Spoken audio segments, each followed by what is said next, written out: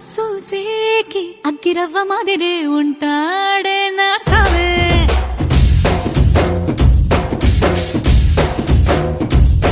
మెత్తాని పత్తి పువ్వుల మరే సంటో